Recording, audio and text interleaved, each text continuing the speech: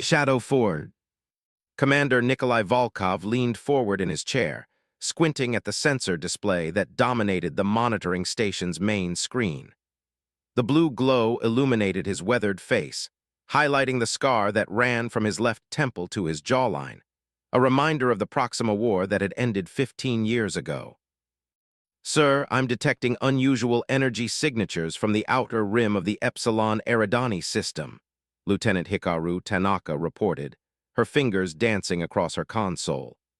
Pattern matches Vexari patrol cruisers, but they're operating outside their designated zones. Nikolai frowned. How many? 3, maybe 4. They're using some kind of dampening field to mask their signatures. Record everything and flag it for EDA headquarters. This is the 3rd incursion this month. Nikolai stepped away from the monitoring station and moved to the viewport that overlooked Earth's orbital defense grid. The sleek, modestly armed platforms were evenly spaced around the planet, exactly as the boundary accords permitted. Nothing larger, nothing more powerful. Humanity's cage disguised as protection. The boundary accords had been signed in the aftermath of the Proxima War, when humanity's first extrasolar colony had been devastated by the technologically superior Vexari Empire. The Galactic conquered, an alliance of 17 spacefaring civilizations, had intervened, offering humanity membership and protection, but at a steep price: severe restrictions on human military technology. Class 2 defensive vessels only, no ships exceeding 250 meters in length, no weapons beyond short-range defensive systems, no propulsion technologies capable of military-grade tactical jumps, all enforced by regular inspections and orbital monitoring satellites. Commander Volkov, a voice called from behind him, a moment of your time. Nikolai turned to find Admiral Fiona Blackwell standing in the doorway, her silver-streaked black hair pulled back in a tight bun. As the head of the Earth Defense Authority, her presence at a frontier monitoring station was unusual, to say the least. Admiral, he said, straightening, I wasn't informed you'd be visiting Echo Station. That was intentional. Her voice was quiet, almost conspiratorial. Walk with me, Commander. They moved through the curved corridor that ringed the station, away from the busy command center. Your reports on Vexari movements have been thorough, she said once they were alone, and concerning. Thank you, Admiral. I've been tracking pattern shifts for nearly 3 years. They're testing our response capabilities, probing for weaknesses. And what's your assessment? Nikolai hesitated, then decided on honesty. The Concord's protection is a fiction. If the Vexari launch a full-scale offensive against our colonies, the response will come too late. Admiral Blackwell nodded, seemingly satisfied with his answer. I need to show you something, Commander, something that doesn't officially exist. 24 hours later, Nikolai found himself aboard a nondescript transport vessel, ostensibly a mining survey ship bound for the Kuiper Belt. The jump through hyperspace was brief, depositing them near a massive asteroid cluster that sensors would register as nothing more than an unremarkable mining operation. As they approached, the holographic camouflage rippled and revealed the truth. A massive shipyard hidden within the hollowed-out asteroids, buzzing with activity that violated every restriction in the boundary accords. Welcome to Project Penumbra, Admiral Blackwell said, watching Nikolai's stunned expression. Humanity's insurance policy. The transport docked with the central asteroid, and as they disembarked, Nikolai struggled to process what he was seeing. Hundreds of engineers and technicians moved purposefully through the facility, working on vessels that dwarfed anything Earth officially possessed. How, he began, but couldn't find the words to finish. 15 years of secret resource allocation, Blackwell explained. Shell corporations, black budget funding, and the contributions of every colony world. We've had help from sympathetic elements within the Concord as well. Not every species agrees with the restrictions placed on us. They entered a vast chamber carved from the asteroid's interior, and Nikolai's breath caught. Suspended in a construction cradle was a warship unlike anything he had ever seen. Nearly 800 meters long, its sleek, predatory design spoke of power and speed that shouldn't be possible with human technology. "The EDS Defiant," Admiral Blackwell said with unmistakable pride. "The first of our dreadnoughts, equipped with gravitic focusing arrays, phase-shift shields, and hyperspace engines capable of precision tactical jumps. Everything the Accords forbid us to possess." "This is high treason," Nikolai whispered. "If the Conquered discovers this—" "They'll punish us?" Blackwell's laugh was bitter. "Commander, we're already being punished, confined to a technological playpen while the Vexari circle our worlds like predators. The Accords were never about protection, they were about containment."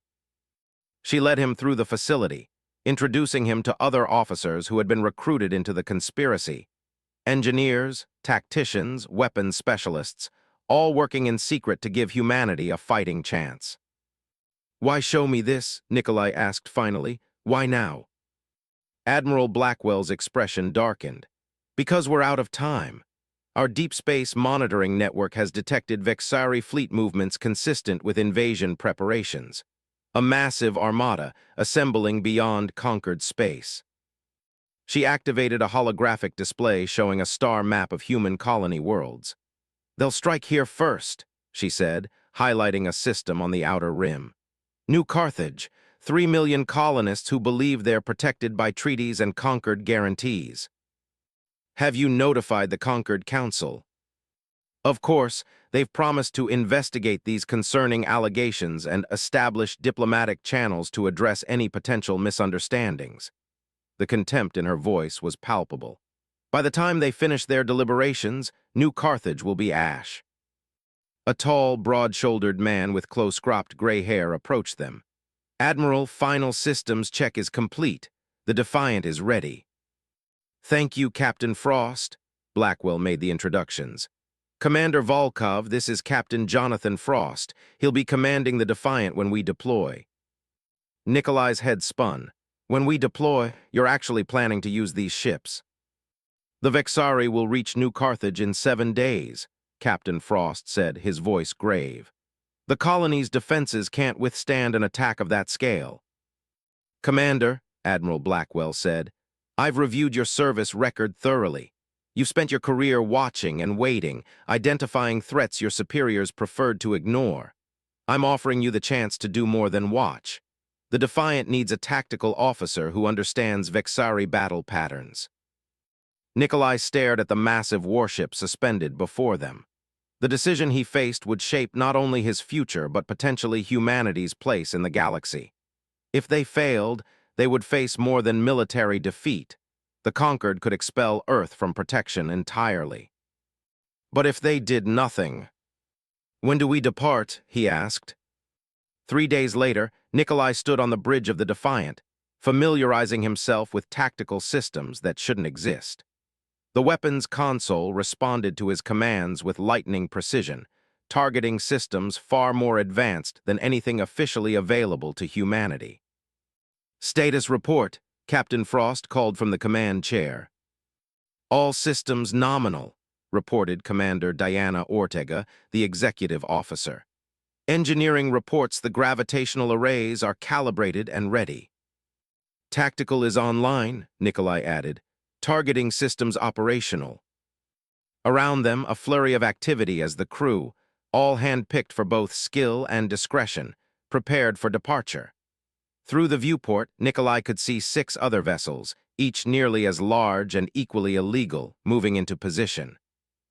"Captain," the communications officer called, "we're receiving a transmission from Admiral Blackwell on the command station." On screen, Admiral Blackwell's face appeared on the main display, her expression solemn. "Captain Frost, our intelligence has been confirmed. The Vexari Armada has accelerated its timetable. They'll reach New Carthage in less than 48 hours. A murmur ran through the bridge crew. "We're ready, Admiral," Frost responded. "Project Penumbra is now active," Blackwell continued. "You are authorized to deploy the Defiant and her sister ships to intercept the Vexari threat. Your primary mission is the defense of New Carthage and the evacuation of its civilian population." "Understood." Admiral Blackwell paused, the weight of history evident in her gaze. Once you launch those ships, there's no turning back. The conquered will know what we've done. I'll deal with the political fallout as best I can. What should we tell the colony when we arrive? Commander Ortega asked. They're not expecting us. Tell them the truth, Blackwell said simply, that when the conquered failed to protect them, their own people refused to abandon them. She straightened, formality returning to her voice. Good hunting, Captain. Blackwell out.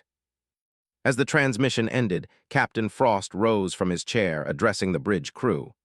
Every person aboard this vessel volunteered knowing the risks. We are about to violate a treaty that has bound humanity for 15 years. Some will call us traitors, others saviors. History will decide which is correct. He moved to the view screen, gazing out at the assembled fleet. But I want every one of you to understand this. What we do today, we do not for glory or conquest, but because no one else will stand between our people and annihilation. He returned to the command chair. Navigation, plot jump coordinates to New Carthage, maximum speed. Coordinates plotted, sir. Signal the fleet, we jump together on my mark. Frost's hand closed around the armrest of his chair. 3, 2, 1, mark. The Defiant's illegal hyperspace engines engaged, tearing a hole in the fabric of space-time. The massive warship, along with its 6 companions, vanished from the Sol system in defiance of every restriction placed upon humanity. In monitoring stations throughout conquered space, alarms began blaring as sensors detected energy signatures that shouldn't exist. On distant worlds, conquered officials stared at readings in disbelief, scrambling to understand what was happening. In the swirling corridor of hyperspace, Nikolai Volkov watched the impossible blue-white energies through the tactical display. There would be consequences for what they had done, severe ones. But as he thought of the 3 million colonists on New Carthage, blissfully unaware of the death fleet approaching their homes, he knew they had made the only choice possible. The Defiant race toward a confrontation 15 years in the making, carrying with it humanity's forbidden hope and the promise that they would never again be underestimated. In the darkness between stars, the countdown to war had begun, breaking protocol. Captain Leona Teikta stood on the bridge of the EDS Defiant, her dark eyes fixed on the tactical display where New Carthage hung like a blue-green jewel against the void. At only 36, she was young for such a command, but her brilliance in asymmetrical warfare during the border skirmishes had earned her Admiral Blackwell's trust. When Captain Frost had been injured during a cascade failure in engineering during their hyperspace jump, Leona had assumed command with the calm efficiency that had become her trademark. "Status report," she ordered, her voice steady despite the tension coiling in her stomach. "Colony defenses are at maximum readiness," Commander Nikolai Volkov reported from Tactical. "Evacuation protocols initiated. Approximately 22% of colonists have reached emergency shelters." "Not enough," Leona murmured. "What's the status of the Vexari fleet?" "Emerging from hyperspace at the system's edge," Nikolai replied, his fingers dancing across the sensor controls. 43 capital ships, approximately 100 support vessels. Standard Vexari invasion formation. Commander Diana Ortega, standing at Leona's right hand, whispered, "God help us." "God helps those who help themselves, Commander," Leona replied without taking her eyes off the display. She opened the fleet-wide channel. "All vessels, this is Captain Teikta. The enemy has arrived. Remember your training. Remember why we're here. Formation Aegis, full defensive deployment around New Carthage." The 7 forbidden warships moved with astonishing grace for their size, taking positions in a protective arc between the colony and the approaching threat. The Defiant at the center, flanked by the Vindication and the Dauntless, with the Resolute, Indomitable, Audacity, and Valor forming the outer edges of the formation. "They've noticed us," Nikolai reported as the Vexari fleet abruptly altered course. "Their communication channels just exploded with activity." A senior communications specialist, Lieutenant Ezra Hammond, looked up from his station.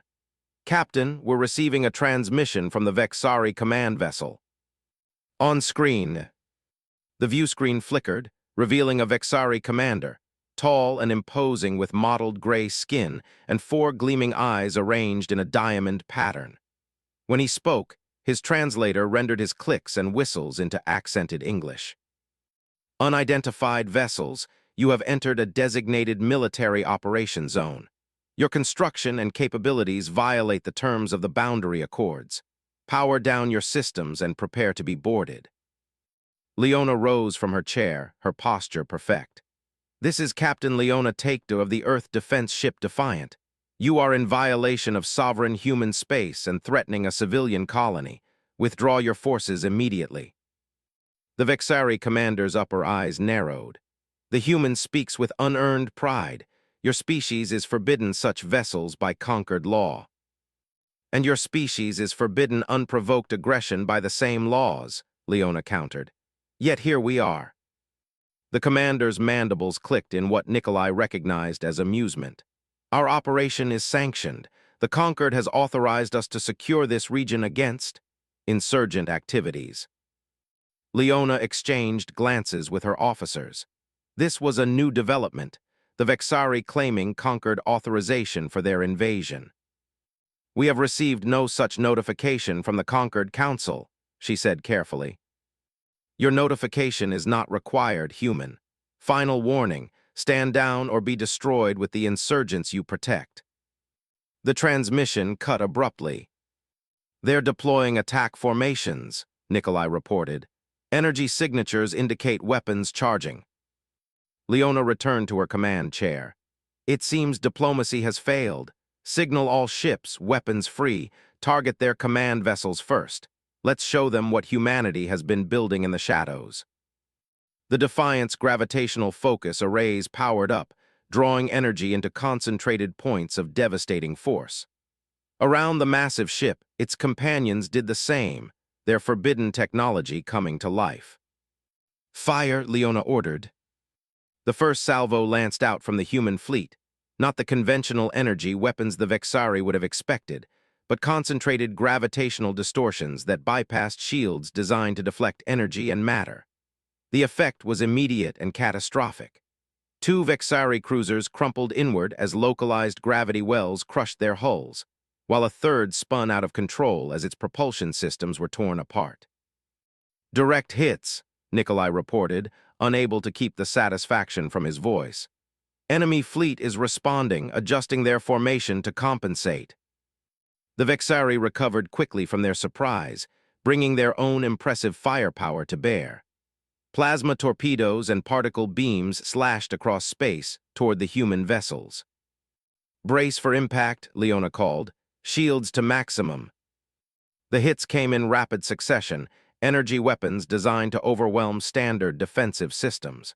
But the Defiant's phase-shift shields, technology the Conquered had deemed too unstable for human use, responded by redistributing the energy across dimensional phases, rendering most of the attacks harmless. Shields holding at 93%, reported Lieutenant Commander Prisha Varma from the engineering station. Minor fluctuations in the aft quadrant compensating.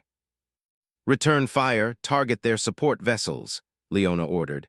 Coordinate with the Vindication and Dauntless for a crossfire pattern. For the next hour, space around New Carthage became a canvas painted with weapons fire and exploding vessels. The human ships, despite their advanced technology, began taking damage as the Vexari concentrated their attacks. The smaller Audacity lost its primary shield generator, while the Indomitable reported breaches on 3 decks. Yet they gave far worse than they received. The Vexari, confronted with technology they'd never expected humans to possess, found their usual tactics ineffective. Captain, Lieutenant Hammond called from communications. We're receiving an emergency transmission from Galactic Conquered headquarters. Put it through, Leona ordered, straightening her uniform jacket. The stern face of High Counselor Thalen Vex, a Medusan with luminous tendrils framing a humanoid face, appeared on screen. Captain Takedo, you are in direct violation of the boundary accords.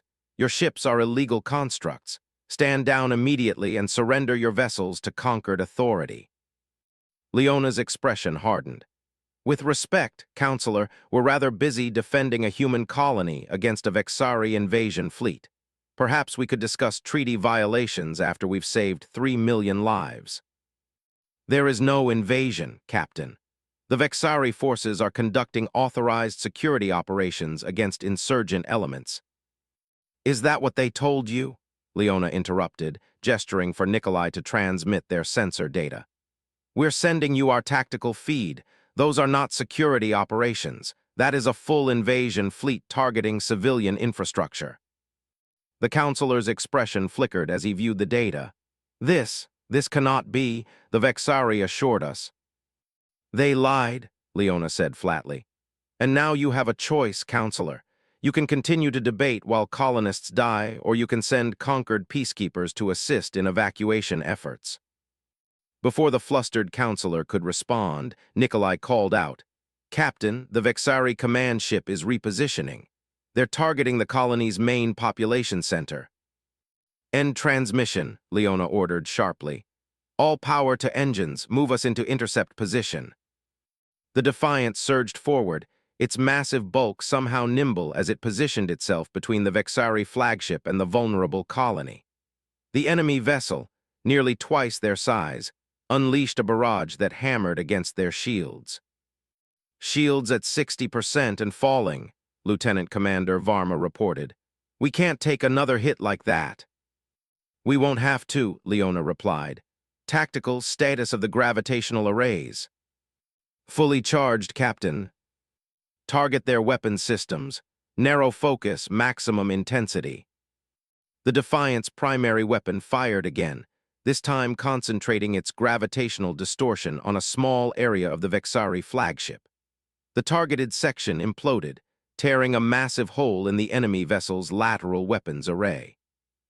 Direct hit, Nikolai reported. Their primary weapons are offline. A cheer went up from the bridge crew, but Leona remained focused. Signal the Vindication and Resolute. Coordinated attack on their propulsion systems. Let's make sure they can't retreat to fight another day. As the battle continued, Lieutenant Hammond called out again, Captain, I'm receiving a transmission on a secure frequency. It's not from the Vexari or the Conquered.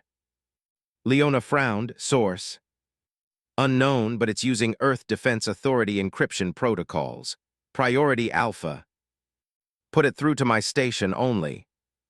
Leona's console lit up with a message that made her eyes widen. She read it twice, then looked up.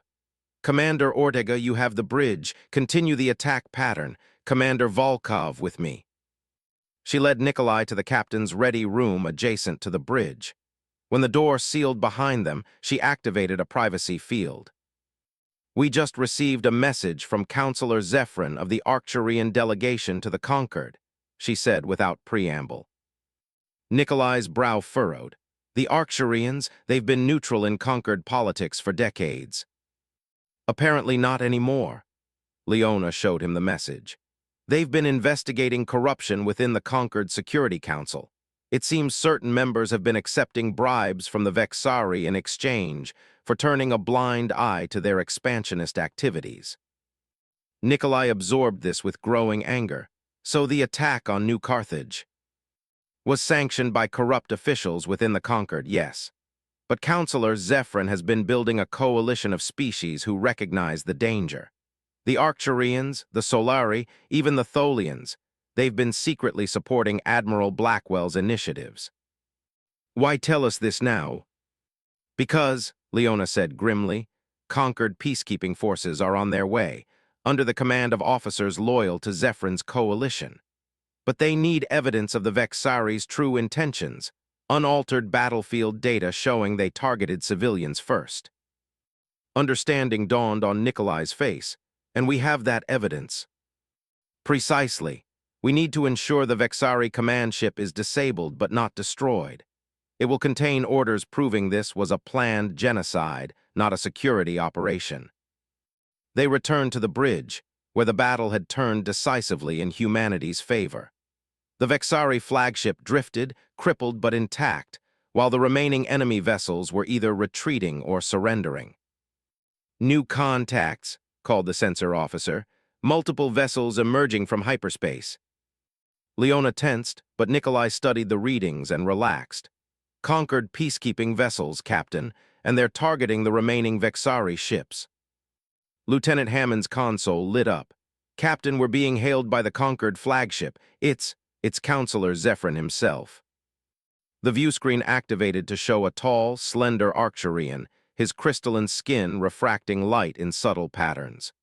Captain Takeda, your timing is impeccable, as is your restraint. We have the evidence we need. Counselor, Leona acknowledged with a respectful nod. I wasn't aware the Conquered could respond so quickly to emergencies. A smile ghosted across Zephyr's alien features. When properly motivated, Captain, even bureaucracy can move with surprising speed. I must officially inform you that your vessels violate the boundary accords and must be surrendered to Conquered authority. Leona stiffened, but the counselor continued. However, given the extraordinary circumstances and clear evidence of Vexari aggression, the Security Council will need to conduct a thorough review of the accords themselves. Such a review could take years, during which your vessels would remain in, shall we say, protective custody under joint human-Arcturian supervision. The implication was clear. The ships would not be dismantled or surrendered, merely placed under a legal fiction that would allow humanity to keep them while the accords were renegotiated. I believe Admiral Blackwell would find such an arrangement acceptable, Leona replied carefully. Excellent. Preliminary medical and evacuation teams are already en route to New Carthage. I look forward to discussing these matters in person, Captain. There is much about human ingenuity that has impressed my delegation. As the transmission ended, Leona turned to find her crew watching her with expressions ranging from relief to cautious hope. Is it over, Captain? Commander Ortega asked quietly.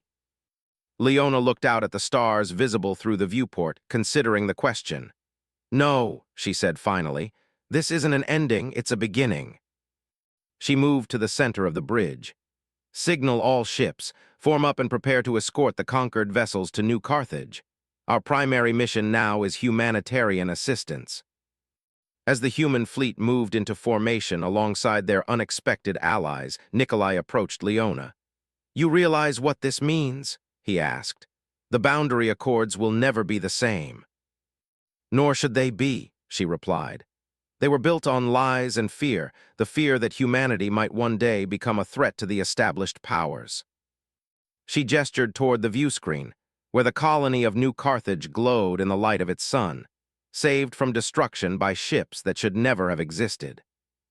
Today we proved them right, Leona said quietly. We are a threat to anyone who threatens us, and that's a lesson the galaxy needed to learn. The Defiant moved forward, its forbidden hull gleaming in the starlight, carrying with it humanity's newfound place in a changing cosmic order. The chains of the boundary accords had been broken, not by diplomacy or protest, but by necessity and courage. And in the halls of the conquered, the whispers had already begun. Beware humanity. They build in shadows what you forbid in light.